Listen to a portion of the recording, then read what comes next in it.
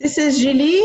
I'm working for Internews. I would like to welcome you to this webinar designed for journalists of East Good afternoon. Africa region. Can you all hear me?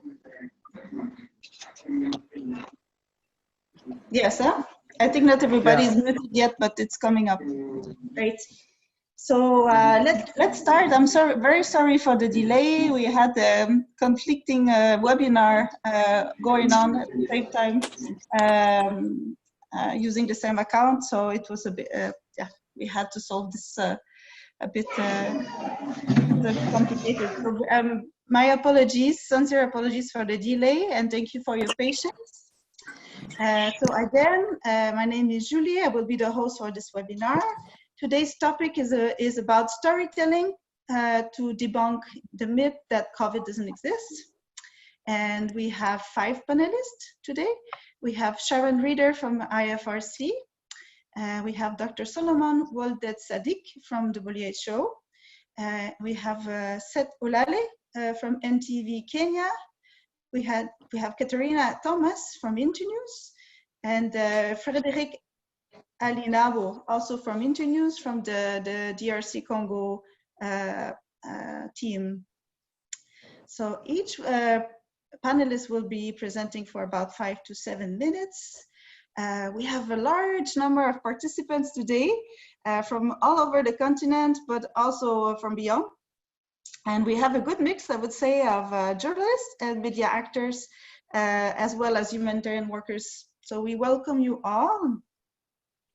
And just to start with the usual webinar, we'll do some little housekeeping. So this webinar is recorded for your information. So if you're not comfortable, take part of this recording webinar, we're sorry, you will have to, you can either not ask questions orally or ask to be your name to be anonymous, or just unsubscribe. I'm sorry about that, but we want to record it so we can share it again with on social media and with other fellow journalists.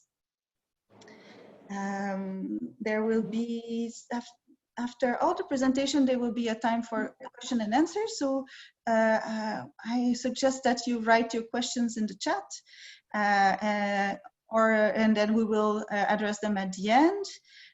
We'll try to keep the timekeeping. So instead of finishing at, we will finish 15 minutes later because we started 15 minutes later. So it will be shouldn't be last more than an hour, 30 minutes in total. You can also, if you don't write your questions in the chat, it's fine. You can raise your hand at the end and we will answer your questions. So again, I'm asking you to please mute your microphone during the presentations. And let's start. So I'm handing over to Sharon from IFRC. Sharon is the Senior Advisor for Community Engagement and Accountability for the International Federation of the Red Cross and the Red Crescent Societies in Africa. She's also currently co-chairing the COVID-19 Risk Communication and Community Engagement Interagency Working Group for East and Southern Africa, alongside with UNICEF. Sharon has worked in Africa with the Red Cross since 2012, supporting national societies to strengthen accountabilities to communities in their ways of working. So welcome, Sharon. The floor is yours. Great, thank you so much, Julie, and hi everyone, and welcome to our first community feedback media webinar. Julie, if you can put slides onto PowerPoint, thank you. So as Julie mentioned, I work with the International Red Cross in Africa. I'm based here in Nairobi, and I've been helping to lead the Risk Communication Working Group. So just to first of all give you an introduction of why we're doing these webinars, if we can move to the next slide, please. Thank you. Yes, I think we've had a bit of a mess of layout. So if you give me 1 second, I'll just share my screen and then we can have a look at it there. Perfect. Okay, So the reason why we need these media webinars is we've been collecting community feedback through many of our different agencies now for the last 3-4 months. And one of the most persistent issues we're hearing is around mistrust and denial. And we've been struggling to think in the interagency, how can we address this issue? How can we get across to communities that this virus is real and we need to take it seriously? So we recognise the power of the media to help us tackle this belief. We know the media has tremendous power to influence people's opinions and people's behaviours. In many studies that we see, people often turn to the media, particularly in times of crisis, for trustworthy and reliable information. And as the graph on the right-hand side shows, that people have started consuming more media since the outbreak of COVID-19. So this was a study by Geopol in 12 countries, and 66% of the people they spoke to said they have been listening to more radio, reading more newspapers, consuming more social media since the start of the COVID outbreak. So for us in the humanitarian sector, journalists are a key partner, and we need to work with the media and harness that power to influence people's beliefs. Some of the feedback, as I mentioned, that we've been hearing is around dangerous rumours and misinformation, particularly that COVID-19 is not real or that it does not affect Africans. So this media webinar is the first in a series that will ask you, the journalists, how can we work together to tackle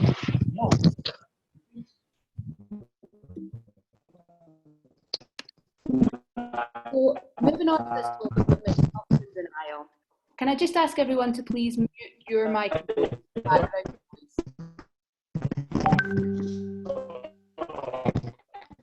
Thank you. So what are people saying about Sorry, can someone mute your microphone, please? Julie, can you perhaps mute the background noise? Sorry, I'm on it.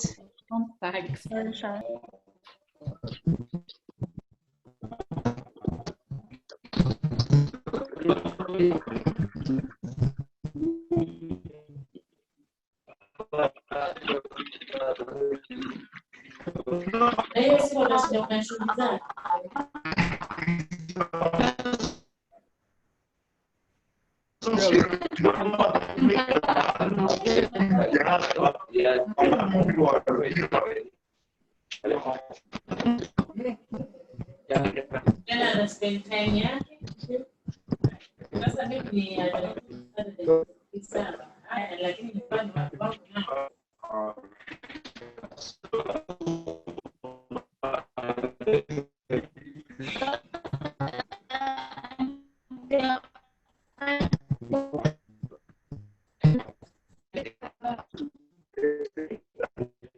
Julie, do you want me to go on or are you still trying to mute?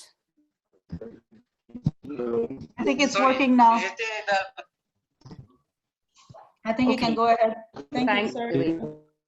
Okay, so what are people saying about COVID-19 in Africa? What kind of community feedback have we been hearing? As I mentioned, there's still a lot of background noise, Julie. I think you're going to have to, can the host, whoever's hosting, is it possible to mute everyone as host? Great, thank you.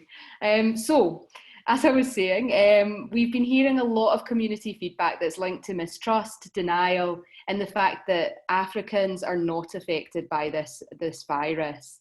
When we looked at the number of countries across Africa that were recording this kind of feedback linked to mistrust and denial, in April, 41% of countries were reporting a high number of comments around this topic.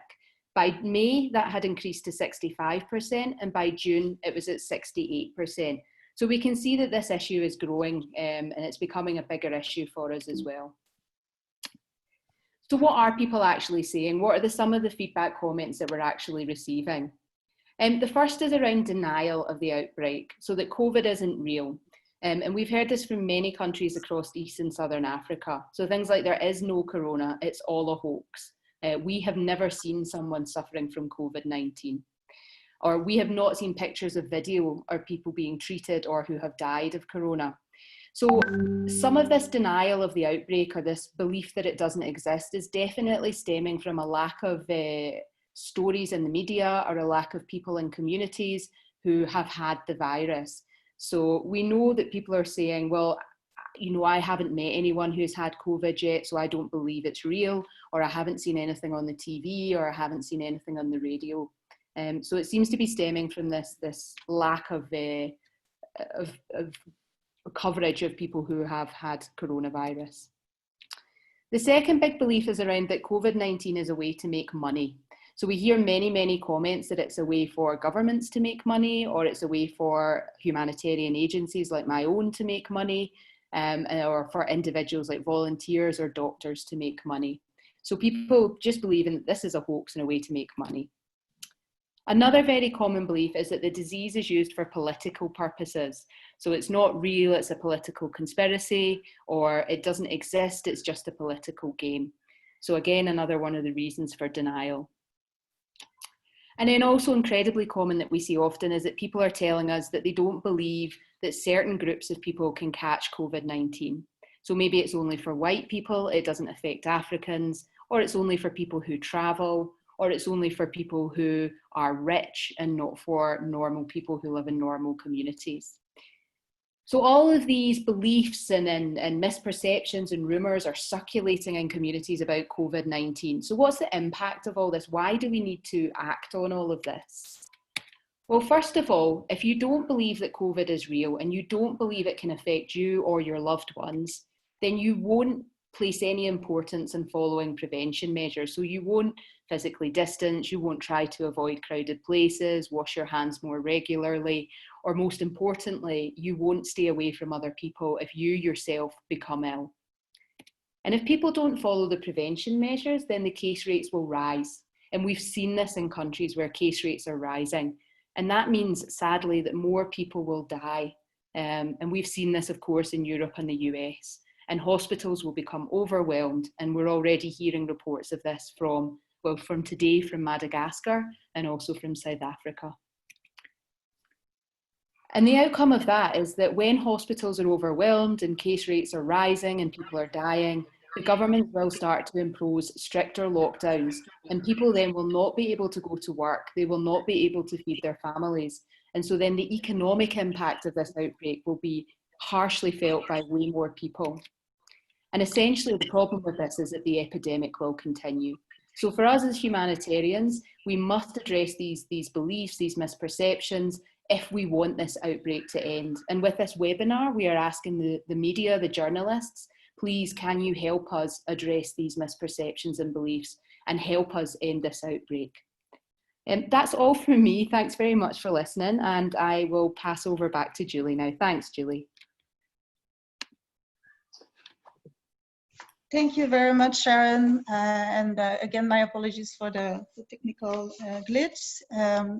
It was very interesting. We're now handing over to Dr. Solomon Waldet Sadiq from the WHO. Dr. Solomon is an emergency officer at WHO, and he will be presenting on what it means in reality, the cases of COVID in Africa. Over to you, Dr. Solomon, and let me share the presentation here. Thank you.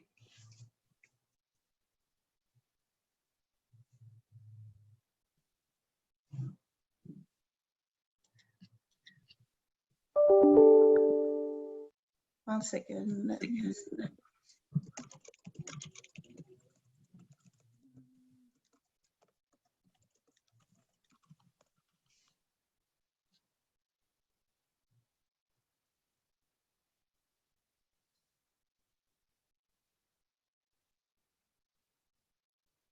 Oh, sorry, I was muted. Good afternoon, ladies and gentlemen.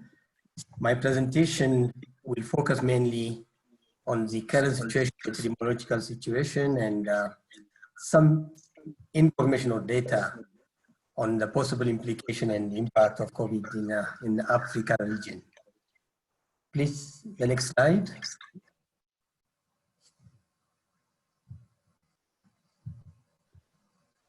Yeah, the next slide, please. The next slide. Yes, thank you very much. Just, okay. As you can see in this slide, the pandemic is really increasing since it was first reported around February, and it's on the rise. As you can see on the main slide, at the center, that is the total cumulative cases. In fact, it has reached to more than 600,000 now. This was by the time I was preparing this slide. So every day, the number of cases is increasing, and the increment is really significant. The slides on the right side shows actually the specific situation in some of the countries severely affected by the outbreak, by the pandemic. First one is South Africa. South Africa is actually the major contributor of this pandemic in our region. And doubling time, as you can see, is every 12 days, it's doubling the number of cases. The same applies to Kenya. Kenya is also increasing significantly recently, and the doubling time is around 16.5 days. And Ethiopia is another country with, again, an increasing trend with a doubling time of every 14 days, as it stands now. Things might change because the transmission, the dynamics and the transmissions are really very fluid. And we are really scared about the impact of this pandemic in this region. As Sharon has tried to mention, some people think that Africa is spared, but it's not true. The next slide shows the case in Djibouti as compared to the other countries in the other part of the region. Next slide, please. Can you put it in slideshow? It would have been better if you can put it in slideshow. But anyway, just to, if you look at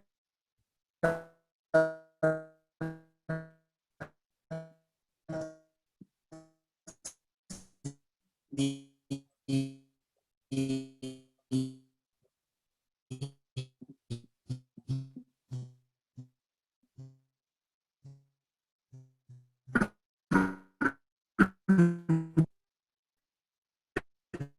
graph, the one right was not as big as Djibouti or the other ones as well. The next slide also shows you the pattern, the cumulative for Africa and as compared to the other regions. The next slide, please. Yes, if you look at this one, it shows the trend in the first 150 days. Whenever the outbreak starts, as you can see, the trend in all the regions is more or less the same, Africa included. So Africa cannot be spared, and we have really to be ready for the worst. The next slide.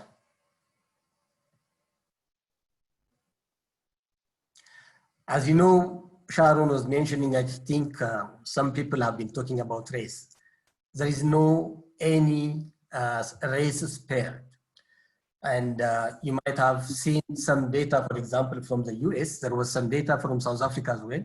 I have not captured it here. But if you look at the one from the US, in fact, the Black Americans, African Americans, and the others are at a disadvantage. They have been affected more disproportionately than their proportion in that community. We have to interpret this very carefully. This will show us actually no race is spared from COVID. But the fact that those populations are disproportionately affected might be due to different other factors. One is the socioeconomic status, the application of the preventive measures, and as you know, the underlying factors, especially for the mortality. The mortality is higher in the elderly and also in those populations, those people who have got underlying medical conditions like cardiovascular diseases, hypertension, diabetes, and others.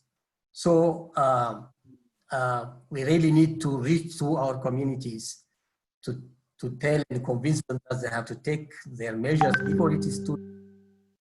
The next slide, please.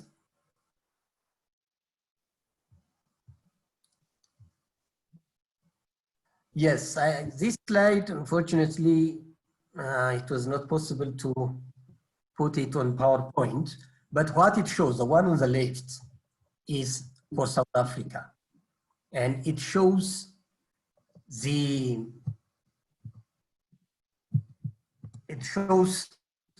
magnitude of the increment in diseases from all causes. South Africa, fortunately, have got a very good database, and they are monitoring weekly diseases from all causes and, of course, by categories as well. If you look at this on the right side, it shows that the one at the middle with red is actually the estimated, actually, the prediction, the forecast. The one in dotted numbers are the ranges. And the one in dark color is what is happening now. If you look in April, it is shooting actually. It is shooting up, and it has increased significantly the weekly days. The same applies globally as well. If you look at the graph on the right side, it shows actually how the mortality, which is being monitored globally, has started increasing from March and still increasing actually in April as well. So it is true globally many people have died, but it's not only in the other part of the world, but even in Africa, as you can see on the left side, as you can see in the left side for South Africa, which can possibly represent the other African countries as well, that there is a sharp increase in number of cases per week. So as I said, it's better actually to convince our communities so that they could possibly be able to take preventive measures. And we have to embrace to the preventive measures because we don't have any other choice. The next slide, please.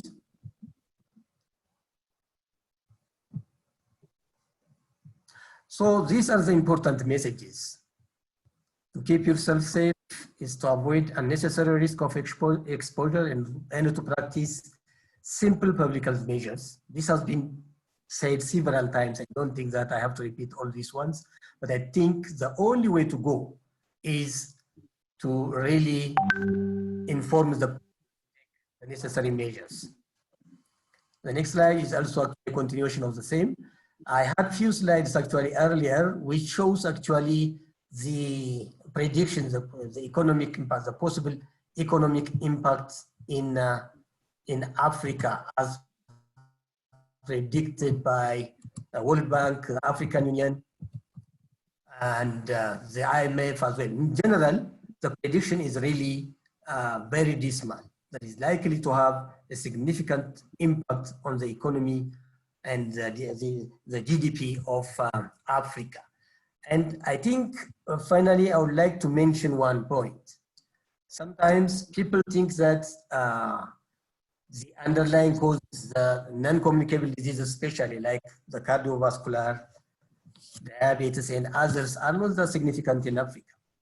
But in one of the slides, you can see that, in fact, the mortalities due to non-communicable diseases is higher in the low income and the lower middle income countries compared to the other ones as well. So no one is spared. And for Africa, I think the implication is really, is likely to be very serious. And we have to work hand in hand to reach the communities. We don't have to wait until it is beyond control. Thank you very much. I think that's what I can say at this stage. Over to you. Thank you very much, Doctor. Very, very useful, very interesting. Now we are equipped with the correct information to really set the base for the rest of the presentations. We will continue with Seth Olale. Seth is Kenyan journalist on NTV, and lately he's been working on doing testimonials with COVID survivors and health workers as well. So Seth is joining us a bit remotely, and he won't be presenting by slides, but there's you can see a bit. There will be some pictures of his work. So over to you, Seth.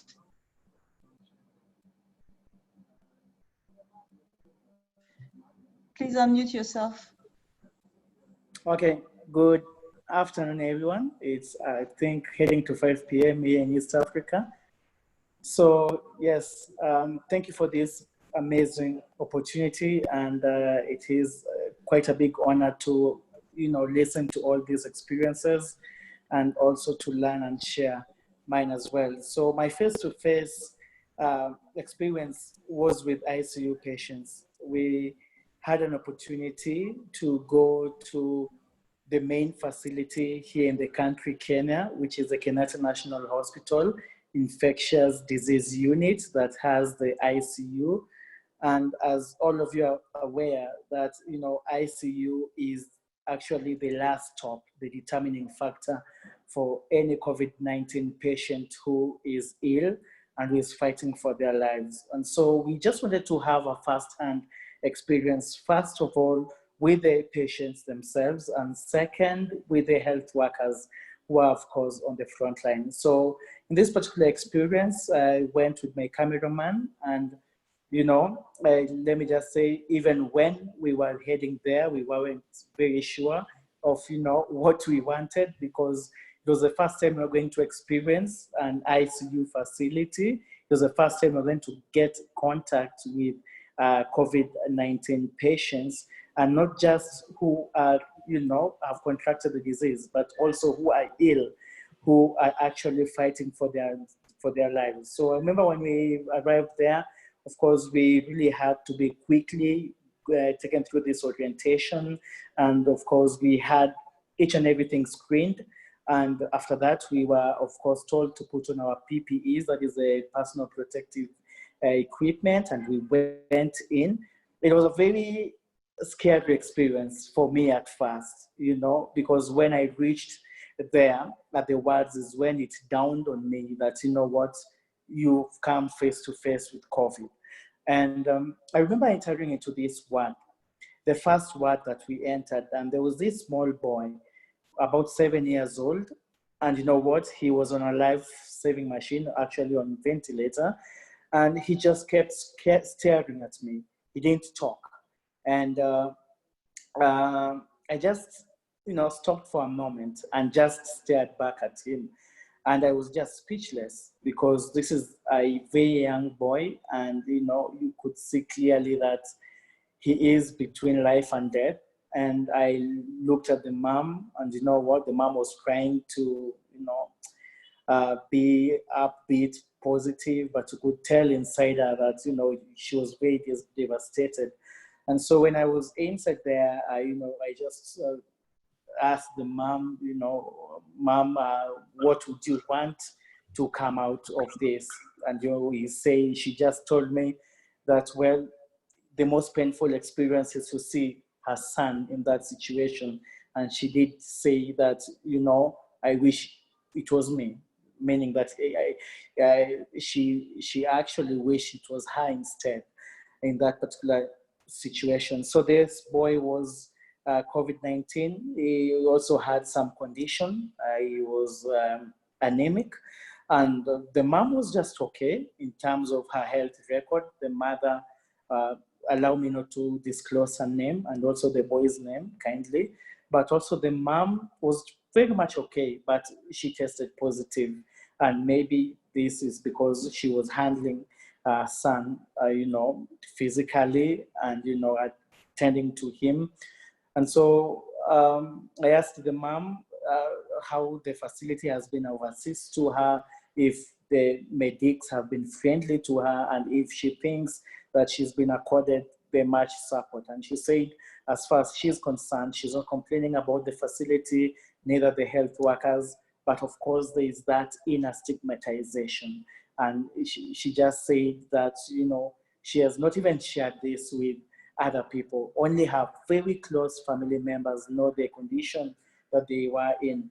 And so my word to her was that the boy is gonna get okay, and I'm sure that you're going to leave that premise very soon. And so we got out of that particular ward, we went to the next one, and in this one also had, I think, a teenager, yeah. And he just looked at us. He was sitting on the bed, and you know what, he was not in the ventilator. He was not using the ventilator at that particular moment, because we were told that, you know, his condition was improving, but he just gazed at us, and you know, he didn't want to speak. And then when we were there, we also had some screams. So there's this lady who was screaming, and so we went to this particular ward, and you know, I tried to ask the medic, why is she raising her voice? And yet there, you know, there are those alarm buttons where you can just, you know, request a nurse to come immediately. And then I'll be honest to you, the doctor said she'd be attended to. And there's nothing more I could ask further about that particular situation. And so I was just told, you know, now we leave, we might not stay here for long. And so after that, there were the ICU. Let me point this out very clearly. The ICU ward was full. It was full of patients. The ICU ward has about 16 beds. They were all full. And this one, even the hospital can confirm, and it did confirm that right now the cases are increasing and they are worried. And so, you know, after that, I asked this particular doctor, a very cooperating nurse.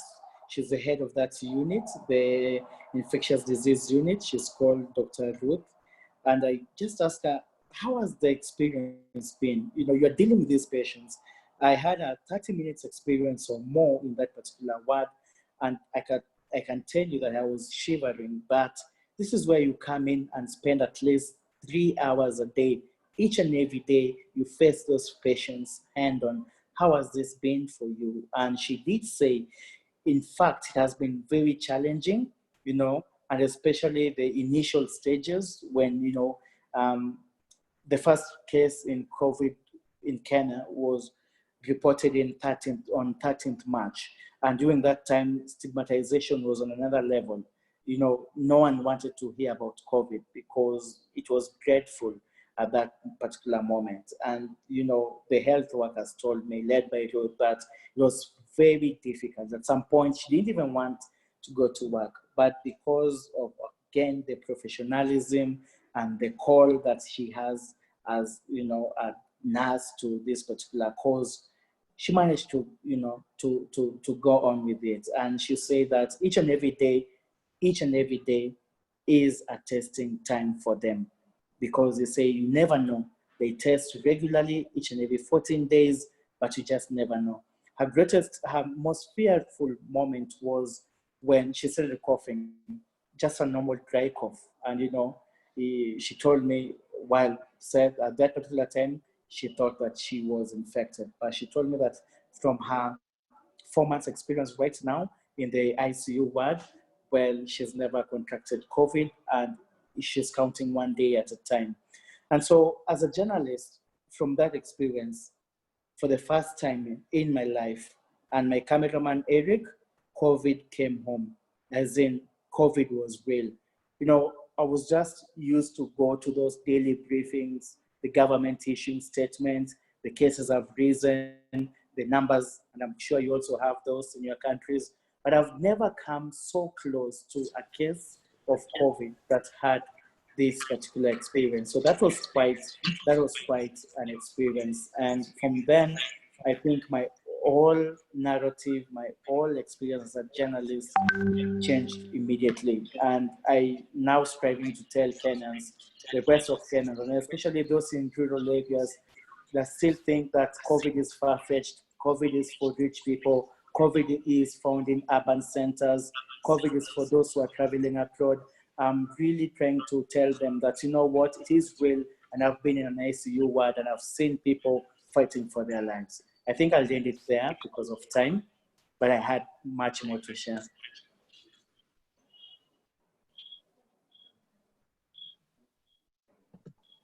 Thanks, Seth. Very good, very interesting. I wish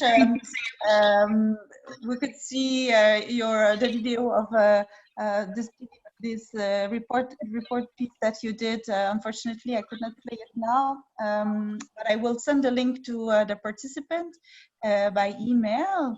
And I see also there's already questions for you waiting after the other presentation. So we're a bit late in time, so we'll leave the floor to Katarina Thomas. Kate is a qualitative global health researcher, as well as an oral historian of epidemics. And she's currently working with Internews as a journalism mentor, health journalism mentor. She previously worked on the Ebola outbreaks in Liberia and in DRC.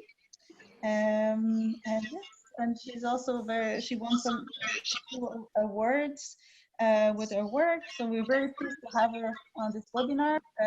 Kate, the first is for you. Thank you. Hi, everyone. I hope you can hear me okay. And thanks to Julie for that nice introduction. So I'm actually going to try and share my screen with you so I can show you full screen. Is that possible, Julie?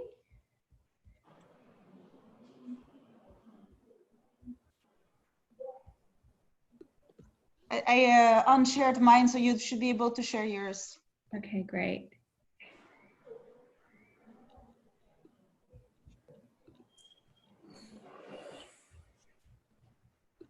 Sorry for the delay, everyone.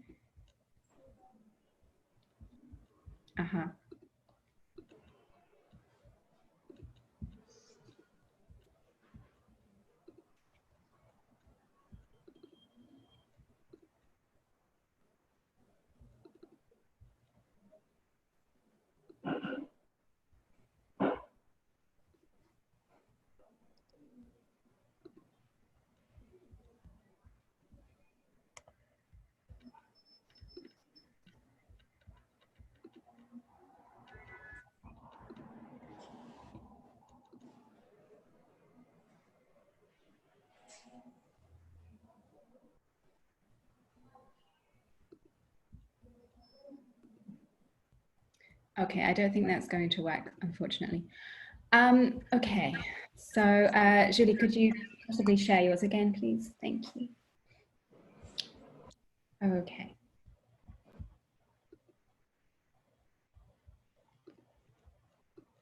So I wanted to open with this slide. You'll see this is a piece of wax cloth. This is a design of cloth called Lockdown from the Ghana Textiles Company. And the reason I'm showing it here is because I partly want to talk with you today about expanding our definition of what a story is in an epidemic and how that can be helpful in sharing information with people who may not believe that a virus like COVID-19 is real. So part of that is expanding our definition of what a story is. And in sub-Saharan Africa, you know, I've lived here since 2007 on and off, and we find stories all over our communities in sub-Saharan Africa. And they're even woven into cloth or printed onto designs, as you see here. So this design was inspired by the lockdown in Ghana. You can see the padlocks on the cloth.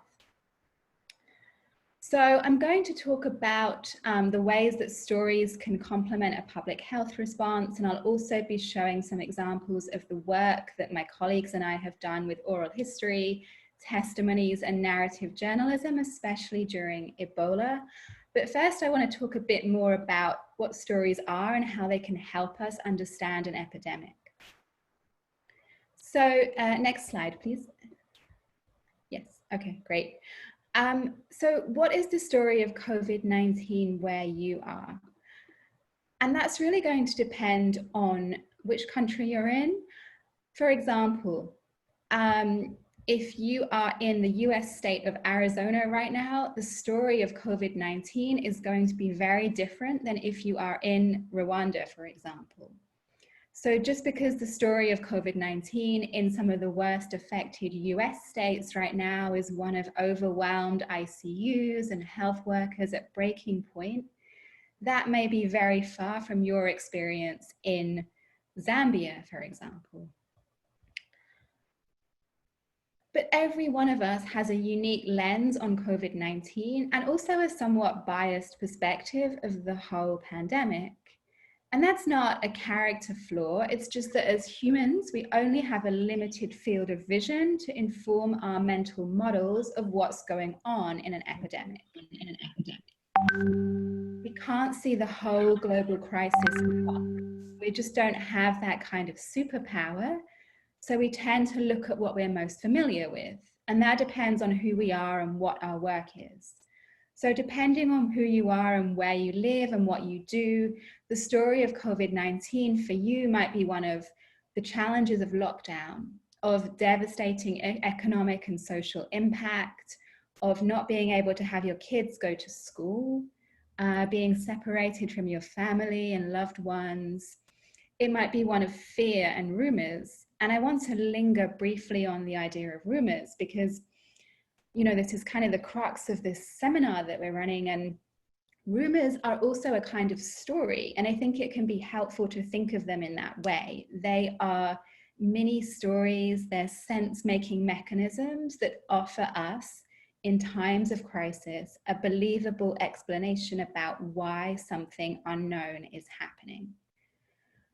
And we can take these rumors, we can listen to them in community feedback, and we can transform them through accurate journalism and reporting into stories that can actually save lives.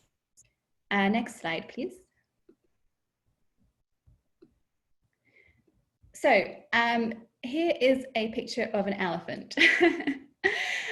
I want to offer you an analogy. You might have heard about the parable of the elephant and the blind men. If you haven't, according to a parable from India that is cited in ancient Buddhist and Hindu texts, in this story, there were 6 blind men who wanted to understand what an elephant is. Now, of course, they couldn't see it, so they had no idea what this animal looked like. They didn't even believe it existed. However, a visit to an elephant was arranged and they used their sense of touch instead. They all stood around the elephant at different points. One of the men touched the elephant's ear and it felt like a fan to him, so he said, "The elephant is a giant fan." Another man touched the elephant's skin and it was really rough.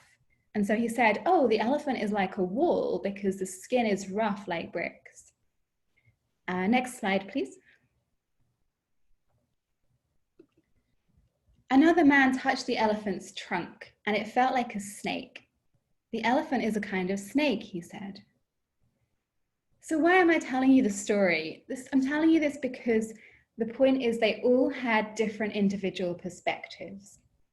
How did they overcome their individual limited mental models, their limitations of understanding the entirety of the elephant? The way they did that was by getting together and sharing their stories of their different experiences. So what happens when we can't see the whole picture of a pandemic, only part of it? Well, that's when we have to turn to stories to hear other people's experiences that are different from our own. And this is something that can be particularly powerful through testimonies and narrative journalism, where we hear firsthand a person's experience, and the journalist can really bring the reader into what it feels like to be that person. And that's how we reach people and invite people into another person's experience. Next slide, please.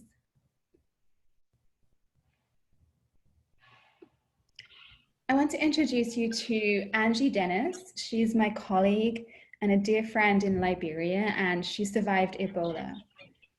We were both living in Liberia during the Ebola outbreak in 2015, And we recognized that Ebola was not only a crisis of public health, but also a crisis of power dynamics and privilege, a crisis of whose stories we listen to, and most importantly, whose stories we don't hear. And it had devastating consequences. We wanted to help change that paradigm, so we interviewed hundreds of Liberian survivors and community members through testimonies. And as we did those interviews, we kept hearing the same thing from people. They kept saying, Ebola is not real.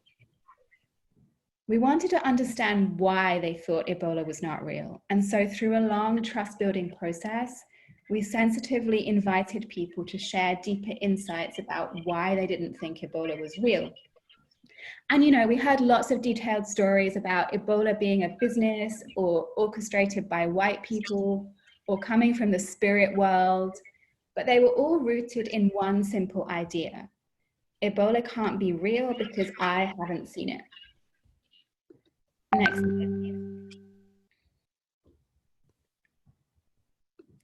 So the power and the magic, I think, of storytelling in an epidemic is that it builds bridges between our audience and the subjects of our stories. Through the power of story, we create empathy and connect people, and we invite people into another person's experience or perspective. And in situations where rumors spread so rapidly that people actually take the advice of rumors and make decisions for themselves and their families that actually are devastating, accurate information that's spread through well-reported, nuanced, accurate stories can actually save lives. So I see it as a kind of medicine.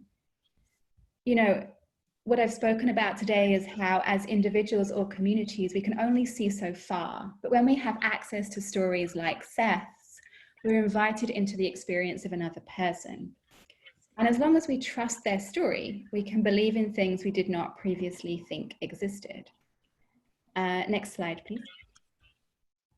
So I just want to talk about this piece of trust, because trust is such an important piece of storytelling in epidemics, especially. And I had these crazy headaches the same day. And I went to... For a second, thank you.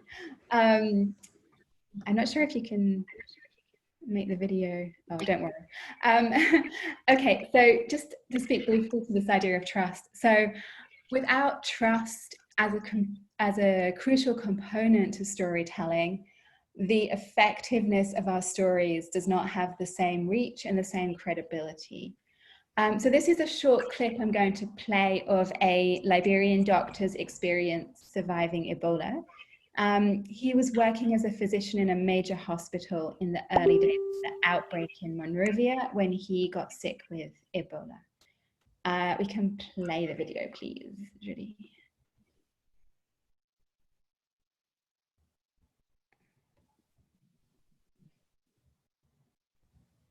And I had these crazy headaches the same day. And I went to Aspen. I didn't tell any, you're the first person who learned this. The Aspen Clinic did the pulse oximeter.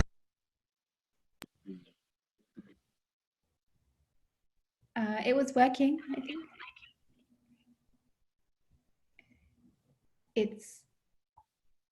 It's on mute.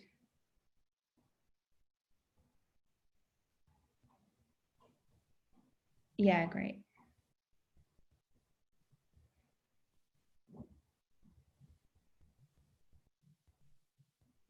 Learned this. The Aspen Clinic did the pulse oximeter, and my pulse was 120, 112, and then it went to 120.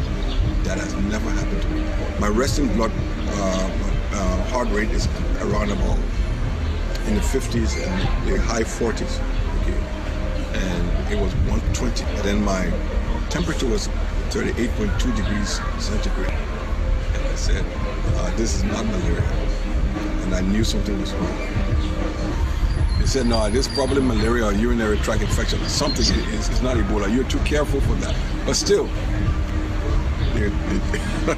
they treated me with arm's length, and they were spraying me all the time while we're talking.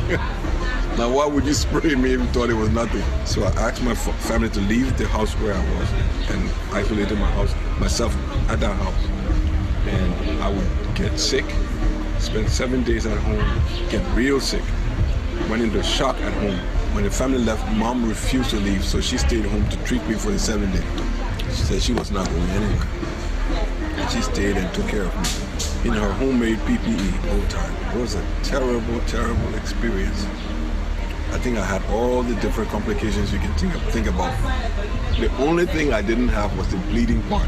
Terrible dreams, terrible, terrible dreams, all kinds of dreams. One time I hiccuped probably the entire day. That's the end sign. So this is an excerpt of part of a testimony that we gathered. The original interview was probably about an hour and a half long. And the reason that we spent so much time with him, as we did with everyone we interviewed, was about trust. So, you know, his story was effective in reaching people in Liberia because he was a trusted figure in the community. You know, he was a Liberian doctor who many people knew, and therefore a more trusted voice than, for example, an international medic who'd flown in to help. But the thing is that his story was also effective because he trusted the interviewers. So in this case, that was me and my Liberian colleagues. There was enough trust built between us for him to be open and candid about his painful experience.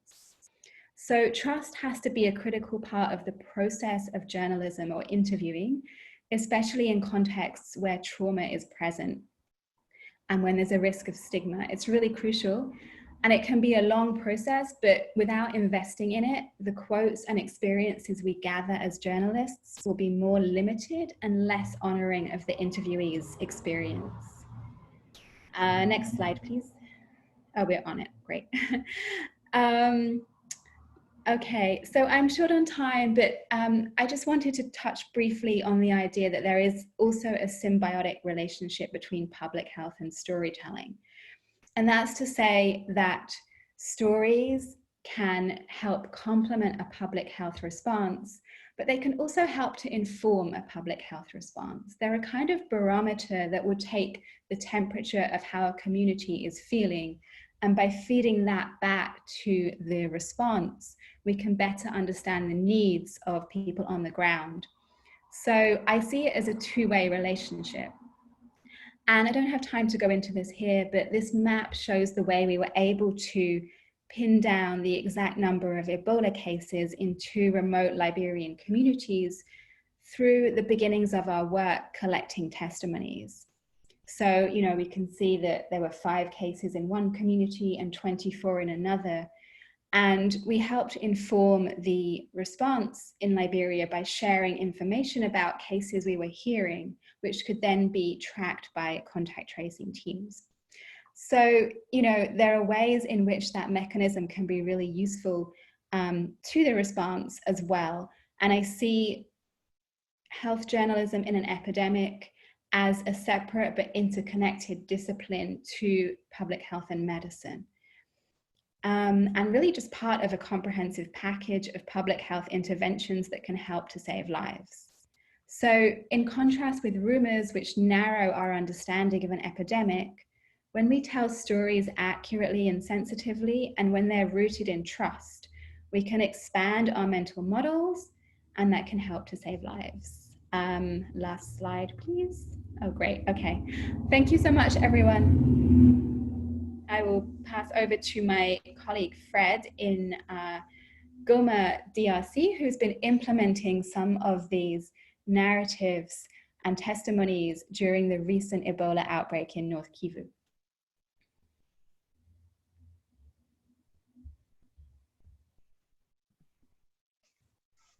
Fred, over to you. Maybe you can unmute yourself.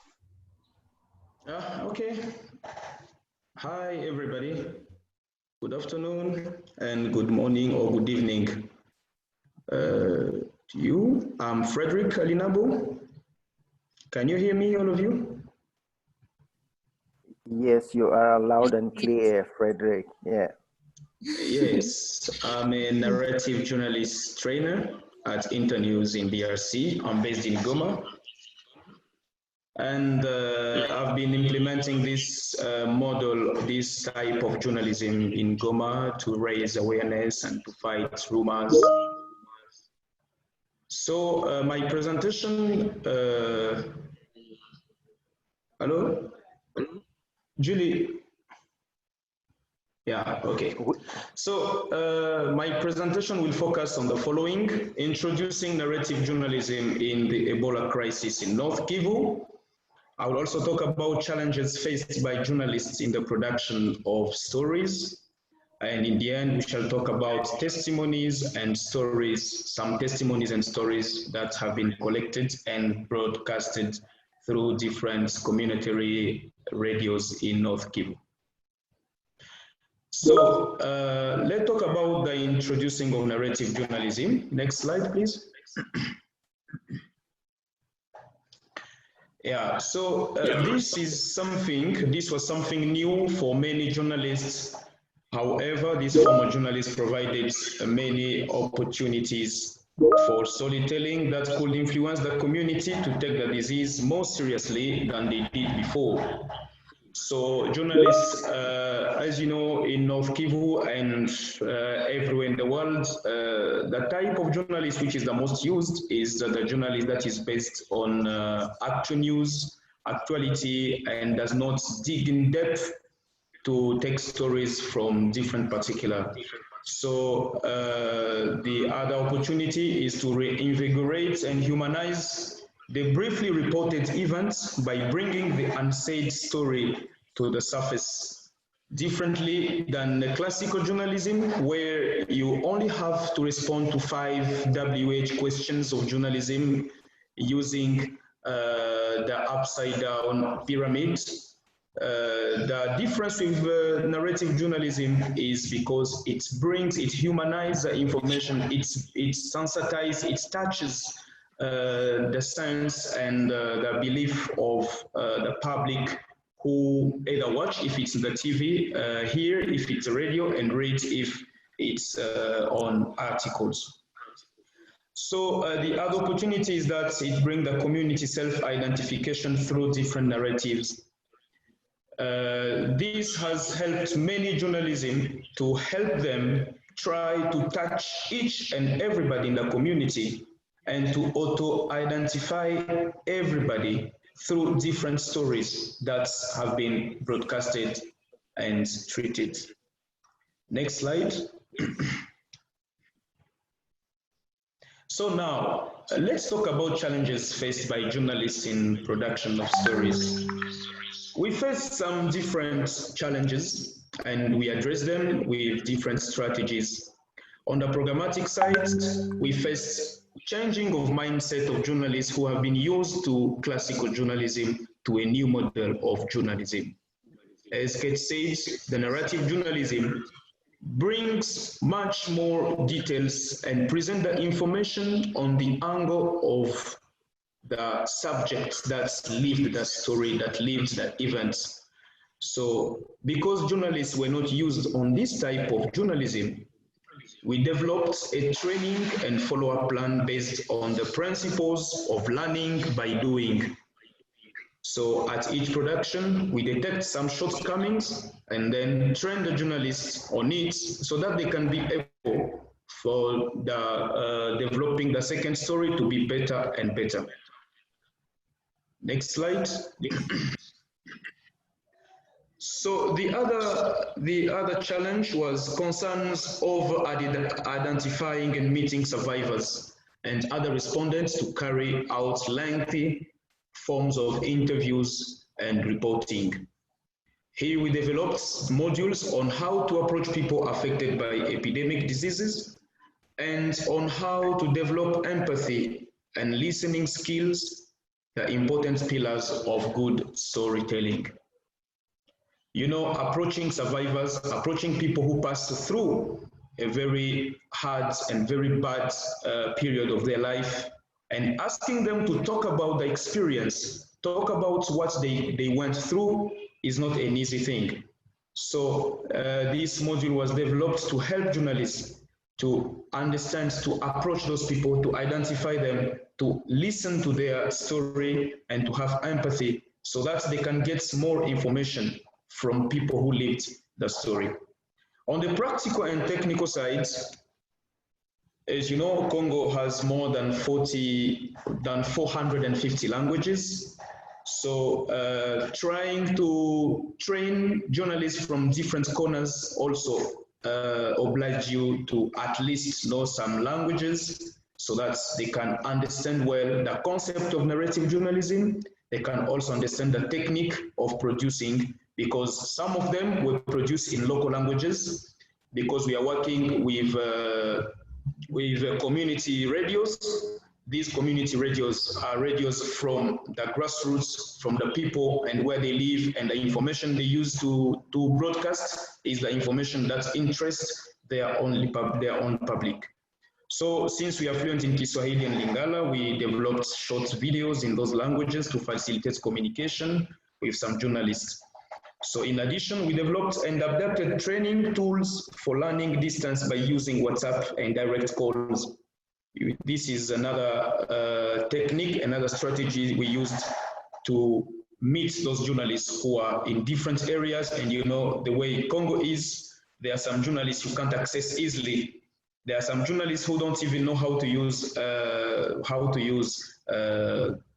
laptop, and they have some limited resources to go through this training. So we relied on WhatsApp and direct calls in order to attend them and to give the training we're supposed to give them.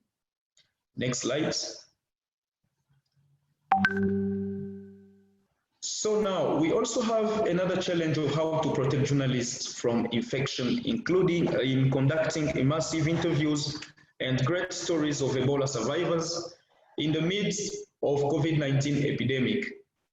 This training came on the time COVID-19 was declared, and as you know, everything was locked down and we couldn't have time to reach the journalists in order to deliver the training. So we developed a module on the safety and security of journalists during the production of major reports and immersive interviews.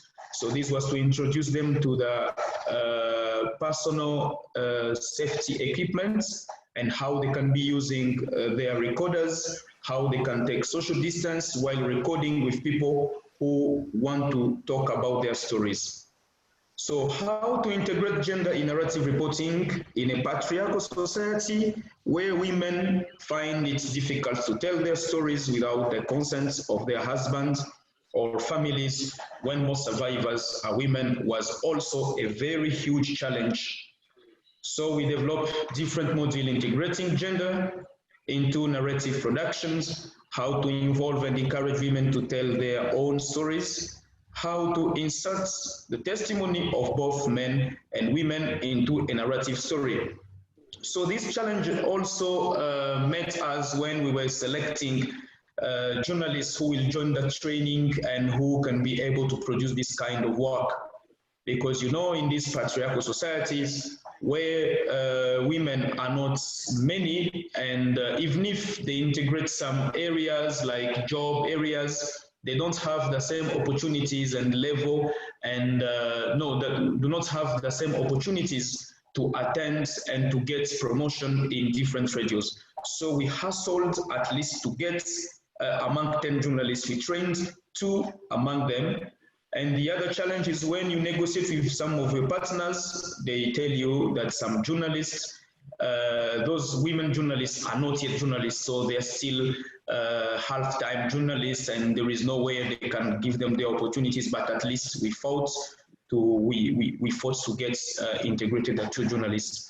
The other strategy we integrated to have many journalists was to have, let's say, deputy journalists who can also follow the training, even though the project was not including 20 journalists. So we at least have, where we have one man journalist, we have a woman journalist who will follow the way the journalist is producing, so she will also get involved. And once the journalist who was appointed is not capable to produce, we also give a chance to the deputy journalist who is following him in order to get into the narrative journalist form sort of work. Next slide. So now here are some testimonies and stories picked from among various narrative production. So we chose two of testimonies and stories where they were picked from different themes. I had many things to talk about how we collect stories and how we meet these people who will talk about their stories, but because of the time that was accorded to us, we only have to choose two stories and testimonies. So before collecting these interviews, we have different themes that are collected from the basket of themes, where we have concerns of different people living in the area that were affected by Ebola. So this is the first testimony. This is one of those testimony. This is a woman. No, this is a man, excuse me. So because I was a health worker engaged in the Ebola response, I received many treats from many community, from my community while I was working in the Ebola response. This is an experience of a nurse from Vuhovi in Beni territory. In this Ebola outbreak in Beni, in North Kivu, everybody who was involved in Ebola response, health workers, cleaners, were seen as people who were betrayers, and they were coalescing with white people to spread Ebola in their territory. So this Shamamba Muindo is a registered nurse at the Bulambo Reference Health Center in the Vuhovi Health Zone and head of a nurses union in the Vuhovi Health Zone in Beni territory. So while working on the Ebola response, he was repeatedly threatened by some people in the community who were skeptical on the Ebola message. So the message came out of this story was many people apologized after listening to this story. So they didn't know Ebola was real. They didn't know Ebola was effective. They didn't know Ebola could kill people. They thought Ebola was something created from white people to exterminate black people. Second slide, like following slide. So the second story also, this is relevant as it addressed issues of community denial over the existence of Ebola disease. So as you see, many stories were selected following different themes so that they can address the problem and prepare people, prepare the community to understand that this kind of epidemic disease can come or can always come if people do not observe the measures, the health measures that are implemented in their area. So Mrs. Kavira Wasukundi, who is a woman, an Ebola survivor, got infected after attending a funeral of a family member. So she never believed in the existence of Ebola until she got infected. So this woman was so radical on Ebola team that were coming to sensitize people. And she was among the club of women who couldn't believe that this Ebola is real. So after she lost some of her family member, she was so exhausted on a few days after participating in the funeral of her relative. So and then she decided against her will to go to health center, and then fortunately she gets cured. So these are stories that inspire community. These are stories that teach well community, sensitize community, inform community on the risk of all these epidemic and pandemic diseases that are now in Africa and what they couldn't think could be real or could affect African communities. So this is the thing I prepared for you today. We have more to talk about, and all questions are welcome, and we shall respond on it. Thank you very much for your understanding. Thank you, Fred. Thank you for bringing those very concrete examples and to give details on your work and your approach. It is now time for questions. There's some few questions that have been left in the chat. I took note of them, and please, if you hear that I'm not following up on your question, raise your hand. It means I just missed it. So let me read. There's Khadija who made a comment, and she was saying, Africa has a vast experience from numerous disease outbreaks over decades, including recently the West Africa Ebola epidemic. Yet this experience is seldom drawn upon in responding to disease outbreaks. Rather, we keep reinventing the wheel. For example, all the rumors shared at the start of this webinar were prevalent during the West Africa Ebola outbreak. What lesson can be drawn from that epidemic that could be applied to address COVID-19 rumors?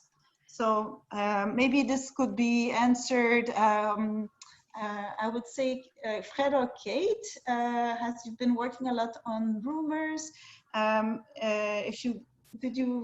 Just to rephrase a bit, so Khadija is a bit concerned that the same rumors that were appearing during Ebola the West Africa outbreak are reappearing again during this COVID epidemics. What lesson learned can we draw from that epidemics that we could apply to address the COVID rumors during this outbreak? Kate, are you up to it? Or Sharon or Eva, maybe? Muted. Yeah, I would actually pass it over to IFRC, but I will say that, yeah, we do see similar rumors circulating again and again. And I think this really speaks to the idea that tackling rumors is not a one-time only thing. It has to be done consistently in the same way that we talk about preparedness and health system strengthening. It's part of that, and it has to go on over time and not just be done in the midst of an epidemic and then forgotten about. So that's something I will share, and I think it'd be interesting to hear IFRC's perspective too. Yeah, I also have something to top. Yes, Fred, you can, I guess you can go ahead and then I'll come in after you. Okay, thank you very much. So I also wanted to talk something on what Kate has said. This type of journalism is not just a one-time journalism or a periodical journalism. So that is why the approach of implementing this type of journalism in radio with our radio partners was in order to have this program being produced and broadcasted not only in sanitary crisis, but also in different types of information, the way they treat information. So from my previous experience, because I also worked with Dr. Mukwege in fighting rape, so many rumors about who our rapers are, who are people, survivors from the rape, who are they? So people still asking those questions over and ever again. So the good thing was to integrate this type of storytelling in radio programs so that people will get sensitized directly through the auto-identification from survivors and from people who were in front line to fight diseases and other situations in their life. Thank you, Fred. Eva? Yeah, hello everyone. My name is Eva and I'm the Community Engagement and Accountability Delegate for the IFRC Africa region. I'm stepping in because Sharon has had to leave for another meeting. And yeah, thanks so much for this really important question. And I think, yeah, I want to echo what Kate and Fred have already said, and I completely agree with what Kate was saying, that we need to listen on a regular basis. So we cannot do one community feedback report and then decide on what is going to happen, but this needs to be a regular effort. And this is really one of the main lessons we learned from the Ebola outbreak, where what we saw was that we collected community feedback, and we shared it with the broader humanitarian response, and we shared it again, and we shared it again, and we saw that the community feedback did not change. But what was the problem? The problem was that we did not really change anything in terms of our actions. We did not really change what we were talking about. So the main lesson I want to share with you is that it's not enough to listen, but also to act and to review our actions on a regular basis. So not only the feedback should be regular, but also our decision making to realize, okay, these are the main concerns that communities are sharing with us. So at the beginning of the outbreak, it was safe and dignified burials. People were afraid of them, and there were lots of rumors, really harmful rumors of people, humanitarians cutting off organs, or and the effect this had was that people were attacked. Our teams conducting these burials were attacked, for example. So what we did was to really focus on these issues, to make sure that we are talking about the most important, the things that people, that community members are most afraid of. And this really, this was really successful. And another lesson is also to use testimonials, to really to like what we've already learned, what we've already talked a lot about during this webinar, but then also to be as local as possible, to use local voices, but also local staff, to make sure that community members in their specific communities can tell their own stories, and not to produce one video for the whole of Congo, for example, which is a huge country with lots of languages, but to localize it as much as possible, and to have activities as much as possible. So what was also really useful was to have interactive radio shows where people could call in and ask questions, and ask ask the health experts themselves.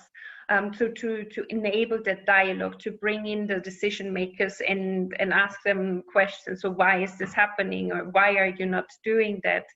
And then the last lesson I want to share is that it's incredibly important to also not only focus on what the humanitarian community is doing, but what the community members themselves are doing. So what can youth groups do to help fight this disease, or what can women's groups do, or all kinds of associations, to really portray what the community themselves can do to motivate others to do the same, to play their part in the fight against an epidemic. Over to you, Julie. Thank you, Eva. I see Khadija has some few questions. She's also questioning the why using journalism, journalists, whereas the population in many countries has low literacy rates. Why are we focusing on working with journalists where people cannot read and write?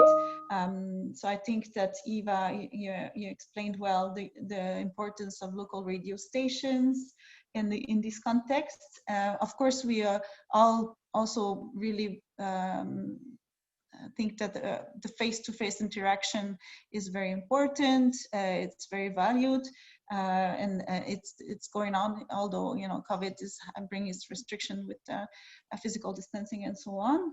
Now I would like to. There's a question from Kelvin, who says, I understand that community radios plays a key role in sensitization. If utilized properly, this would be a viable tool for awareness creation. Since grassroots journalists are known to their community or the community broadcast, the community broadcast for, let me just try to understand the question here. So he says, and then he says, East African countries have been struggling in containing the spread of COVID. Tanzania seems to have defeated the virus. Does this concern you because it has contributed to most people, especially in Kenya, to deny government figure over those contracting the disease? Yeah, so maybe this question would be for Dr. Solomon. So what is the relationship between the trust in government figures and maybe even in WHO figures, and how do you measure the trust and the perceptions of the population on those figures? I know that WHO is quite good at doing like a surveys on perceptions. Would you have some information on this, Dr. Solomon, or maybe Eva again from IFRC?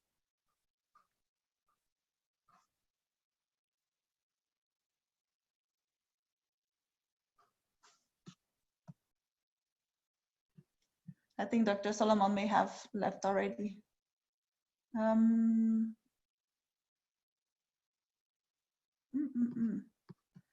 I think that dealing with data and the trust in the data is, it's very, for my own experience working in South Sudan with community radio station, with community journalists as well, and in a context where the government is still setting up, it's not yet trusted by all the population. It's definitely a challenge. That's where health workers and local journalists play a great role in building trust and showing with testimonials, with storytelling, cases of real people who have been sick or survivors, and then just to re-emphasize that COVID is real. So I think that's our way of addressing this gap, I would say. And maybe Julie, I can also maybe I can just also complement what you're saying. I completely agree. And then I think we also need to consider that this is really where we can also support the government to take a stronger role in that, because very often confusion arises around lockdown measures or or the cases, and if community members don't have the information, they will create their own realities. They will fill that gap with what makes sense to them. That's what we all do, right? If we don't have the information, we will create our own story, and we need to be aware of that. And I think if there are a lot of rumors around the lockdowns or the number of cases, that shows us that there is not enough information available, or at least not in the right languages and not through the right channels.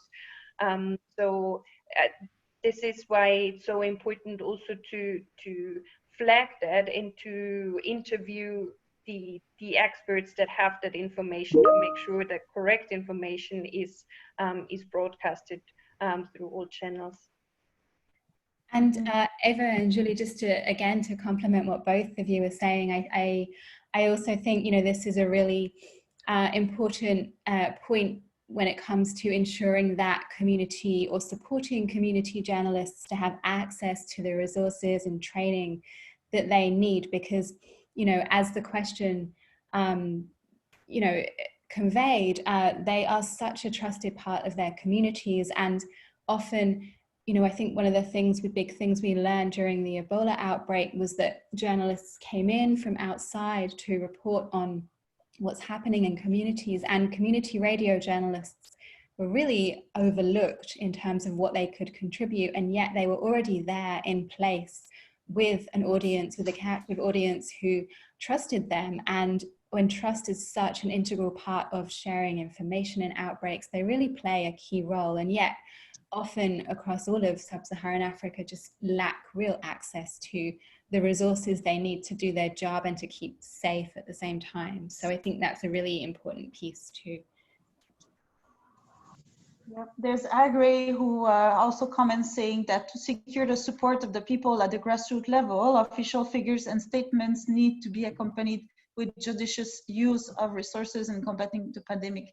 Any suggestion of corruption in the way of the state is conducting the emergency response effort will impair their government's drive to secure popular support for the adoption of preventive measure.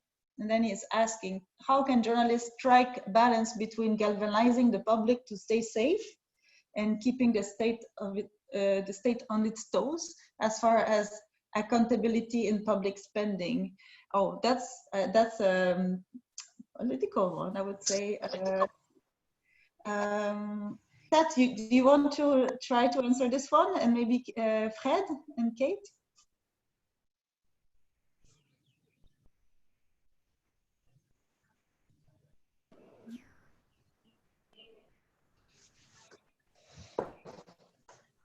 So what is the balance that journalists can have between galvanizing the public to stay safe and then, you know, making like keeping that pressure on accountability on public spending, I would say.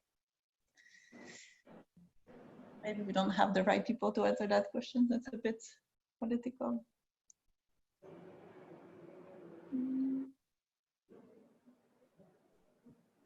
Frédéric, do you want to try this one?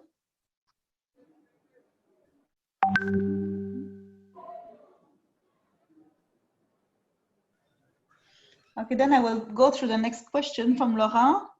Hello? Yes? Oh, Frédéric, here you are. Go ahead. Yes. I didn't catch well.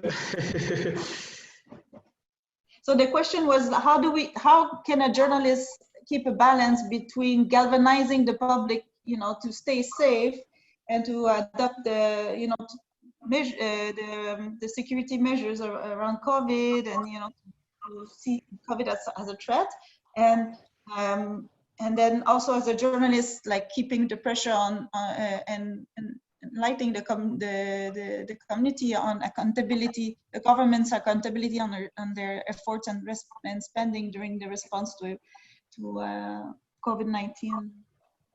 Okay, thank you very much. Journalists have many ways to galvanize the public and to keep accountable the government through reporting, through investigation, and even through narrative journalism. Because, you know, if I start by reporting and investigation, journalists have all kinds of sources, all kinds of people who come to him to give him information. And as Kate said, it's all upon the notoriety of a journalist in his area. As we work with community journalists, community journalists, some information can come from the public and being shared with the journalists, because they know once the journalist has investigated the information, he can easily broadcast it, and most of people will hear the information, and they can also they can change either their way of living. So talking about storytelling has two advantages. The first advantage, because it sensitizes each individual. It has that individual sensitized that brings the mobilization of the crowd, of the public who hear the news and who can integrate through the real story that passes. The second part of that storytelling is that once public authorities have heard about somebody's story on how he lived through it, it is very difficult to escape from their responsibility of protecting people, of doing their own work. Let's say there is a story that's passed in, there's a story that was broadcasted in Beni on what had happened from the contribution of the states in order to fight for Ebola, because there is some money that we're not understanding where it went to. So the journalists investigated through the story of somebody who witnessed how some of the public the public authority was misbehaving, but it came from somebody's story, and that was a true story. So automatically, the investigation team from the state, from the government of Congo, starts investigating, and they ended up having good information about the misbehaving of one from the public government. So I think journalists have those three ways of at the same time galvanizing the public and keeping account and governance. Yeah, can I add something? Yeah, go ahead, Seth. Yes. Yeah, I totally agree with my colleague. And a clear example would be, there's an investigative piece that I did over the weekend. It is called #NotSober. And Not Sober Investigative. I went to the nightclubs at night because there is a restriction for COVID-19 in Kenya, barring bars from operating. And so I just took my camera, my hidden camera, and I visited quite a number of bars that were even operating way past the required time, way into curfew. Curfew in Kenya starts at around 9 p.m. up to 5 a.m. So I went on a night operation, or rather investigation. And you know what? And then after I did this piece, of course, the bar owners, the club owners were not happy about it.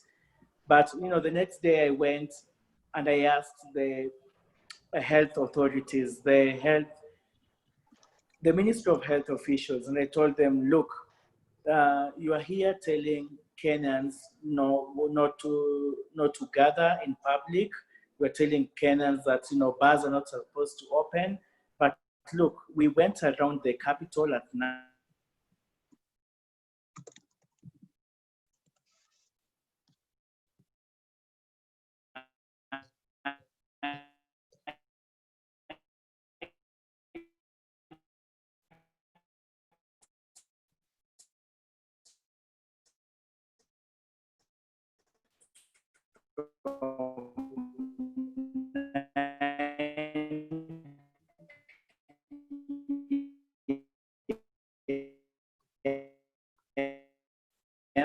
Go on out if this really is working. And of course, the first person narration, and especially from the recovered cases, when you have these members of the public who've been COVID positive and somehow they manage to recover, and they have the narration of what happened during that time and how they battled the disease, that too helps.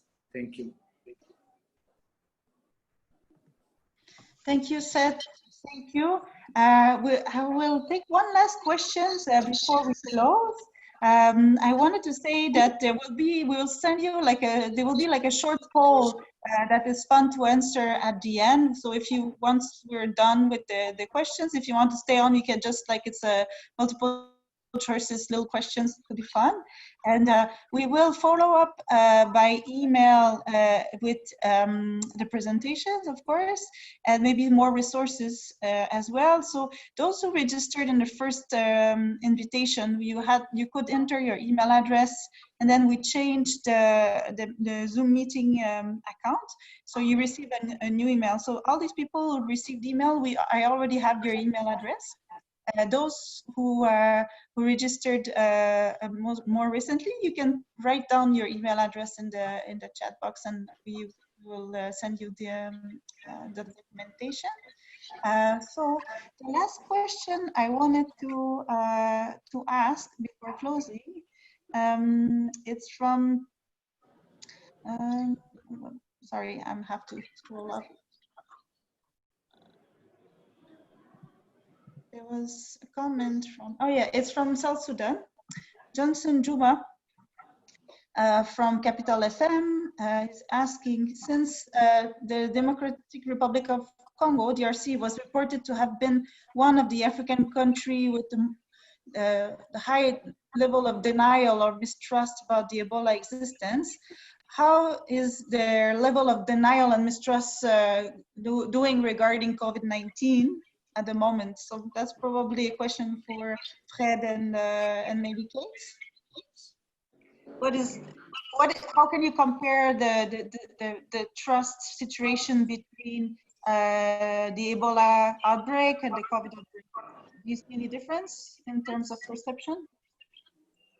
In terms of perception, I think there is a very huge difference among the two, because Ebola is not a first epidemic that has been reported in DRC.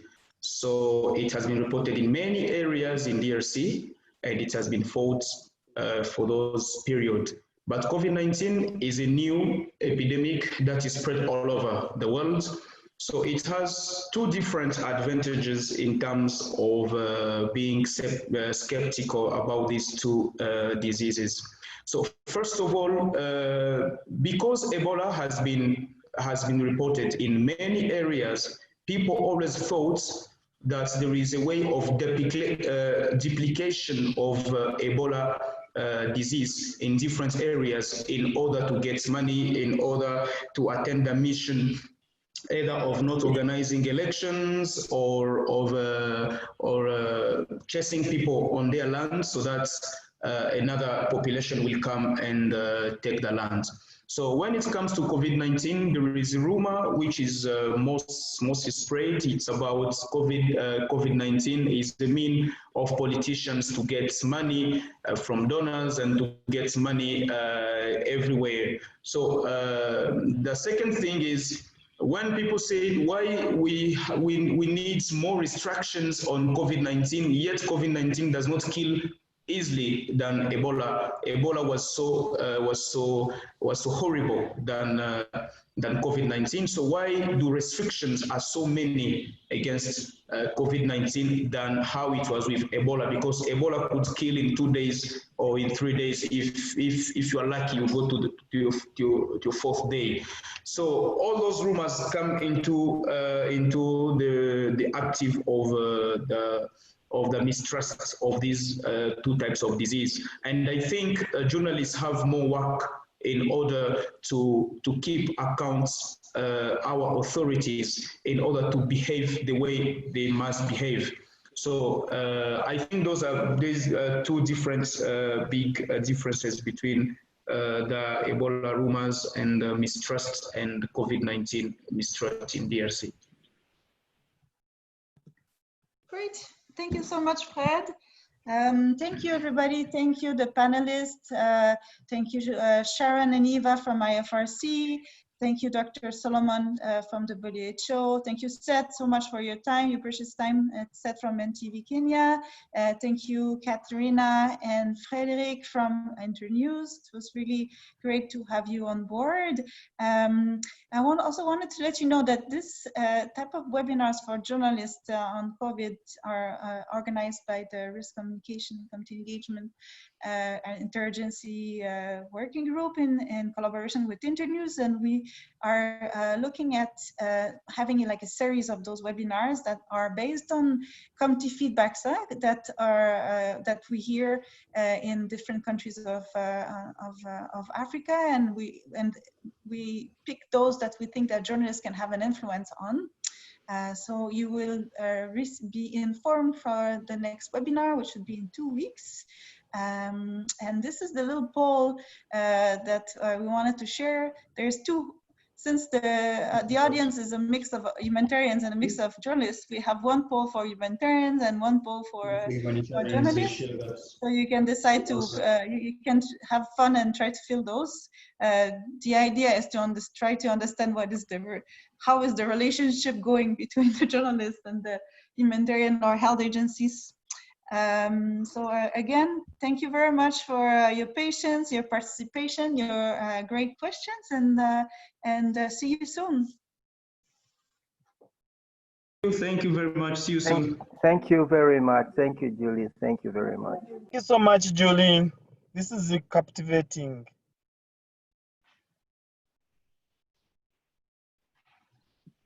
I agree. That was very captivating. Thank you. Thank you so much. We really appreciate. Thank you so much, Julie. I really appreciate. Thank you so much. I really appreciated every minute of it.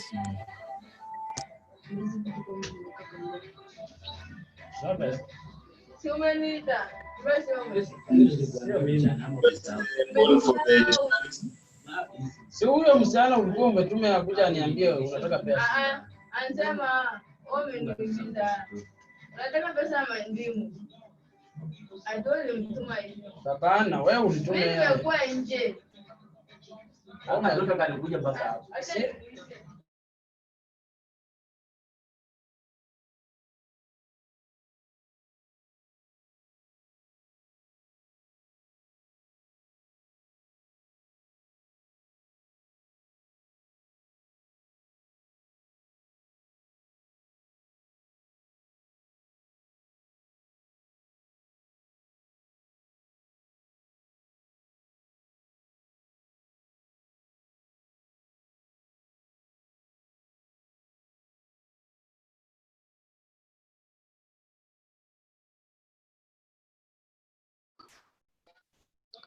Thank you very much for the meeting. Colin Sadera, FM, Busia County.